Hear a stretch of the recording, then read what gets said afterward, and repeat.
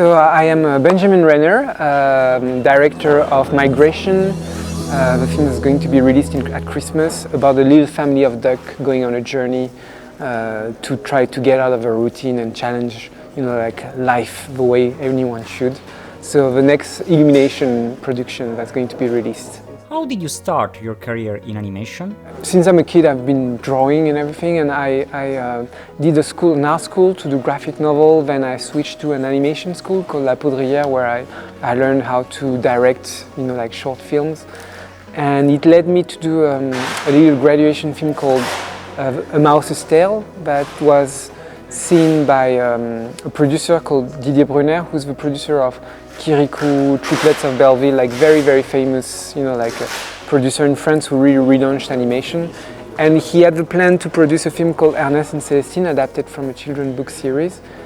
And he asked me to work on the project. I started working on it, became director on the project, and the film was released, and hand-drawn animation. So I mostly come from 2D animation, that's more my thing.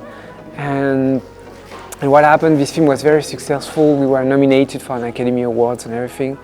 And later, years later, Chris Medandri of Illumination contacted me to work on Migration. So that's a sort of little overview of my career that I've done. I also do graphic novel a lot. I love graphic novel. I never really chose my side between animation or graphic novel. Not that there is a side to choose, but I like to tell stories basically. Yeah. What are the differences between working for a French production and an American production? Well, the thing is with this film, so the pros and cons about working with a Hollywood studio and French studio. There's one detail that should be said is that Illumination actually does their movies in Paris. So it was very easy for me. I didn't have to move to LA, so I didn't have a cultural, change of life where for 5 years I need to move to LA, and so I was still in Paris to do a movie. It's more so the cultural aspect of how to make a movie that was very different from French production. French production, we have very small budgets compared to American production, and so the pressure is very different. And in both cases, I'd like to do family movies, very friendly, all kind of audience kind of movies. And the main difference I would say with 3D is that it's involving a huge team, when I was working on Ernest and Celestine, it was a very small team, almost like a family, I knew everyone. And working on a 3D movie, all of a sudden I can't speak to everyone because there are way too many people. So I'm talking to the leads, lead people, lead animators, lead artists. Of course, I speak with the animators for the shot, but there's a lot of people that I can't meet. So that was a little bit weird for me to get, to the right, way of working. But it remains something. I mean, basically, you have to tell a story, and that's what's more important. So in the end, it's the same thing, but with different ways of doing it. But I try to stick to this idea of let's tell a story and let's be sincere about it. Let's make sure we trust what we're talking about like this. We trust what we're trying to share with the audience, and it's not something just making gags for making gags or stuff like that. What is the key to good storytelling? The way I work is I love to make sure that everything I tell in my stories are based on something that I have seen or I have felt or myself, or I have someone who told me about something he lived through and that really connects with me. And I don't like, for example, to make movies about movies. I love Indiana Jones, but we tend to I could do a movie that feels like Indiana Jones, I want to tell the story of an archaeologist that goes through adventures and everything like that.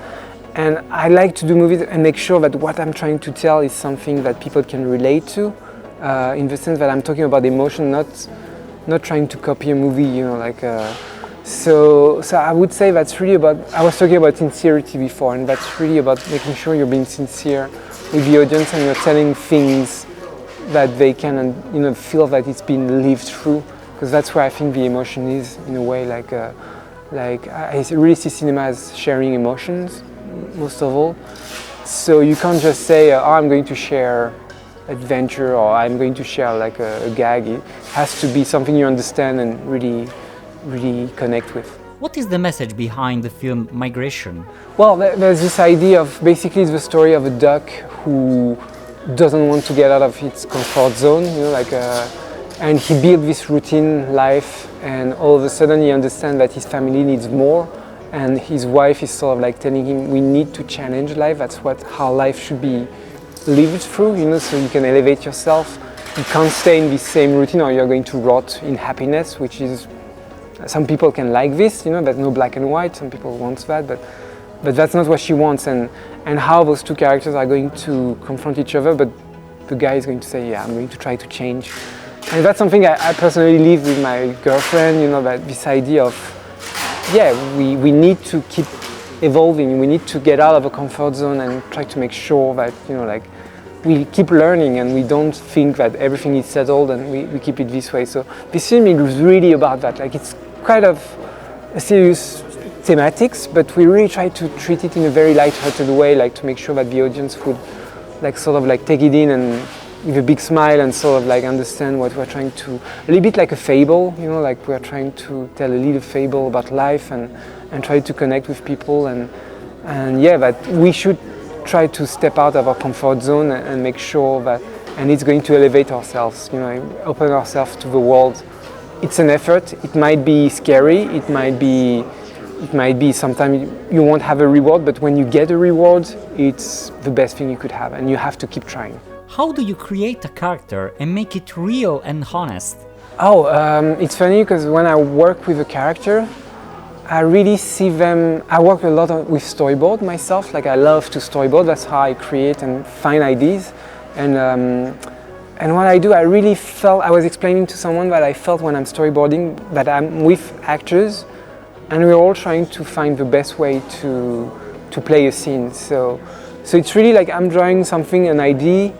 And it's like the actor is telling me, my drawing is telling me, oh, you should try it this way, it could be fun, and I'm trying, and all of a sudden, oh yeah, you're right, and sometimes I even accidentally draw a character doing something and it's not the way I intended, and I see, oh, he's doing something funny here, and so there's really this sort of weird relationship. You might think I'm crazy, it's not like my pages are talking to me, but it really feels like you're playing with toys, almost like a kid playing with his toys and sort of like recreating a scene that you would like them to play and finding surprises on the way, and it really feels like that, and it's weird when I'm working, storyboarding, because I can be working like that and all of a sudden I will start laughing because one of the characters told me something that made me laugh, that sort of popped up in my head, and so that's why that's how I try to work, and it's been a method that's been working so far. Hopefully it will keep working, but yeah, that's how I'm trying to work and thinking of, it's always referring to also people I know, I love to work with kids because I think they're hilarious, having little kids can be very, very funny, and I try to think about how this character, this person that I met in my life, a kid that I met, would react in this kind of situation, how he would react, how it would be fun, for him to react. And yeah, that's like playing with toy and having fun with that, yeah. How do you tell a story using the character's point of view? Yeah, the point of view of a character is something that I always try to focus on movies. It's something that I learned working through movies, that sometimes I was showing a whole animatic of a movie and people watching it and it's very boring. People don't care about the film, they're sort of they're not involved with the character. And I understood that it's so important to make sure that the audience is placed in the point of view of the character so that he would feel what the character is feeling. So when you do a sequence, you should always ask yourself, which point of view am I taking? Is it the point of view of this character or this character? Do I want him to share this feeling of this character or this one? Or both, you can do both characters, but just make sure what is the emotion that I want to convey, and that's how you're going to get, now that I know that, how do I convey it? What's going to be the method?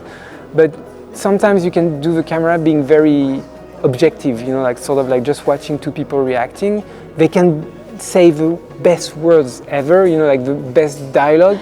You're going to be oh, they're feeling this. Oh, I can tell that the director wants me to see that they're feeling this, but the audience is not feeling it itself, That's what I tell to people here.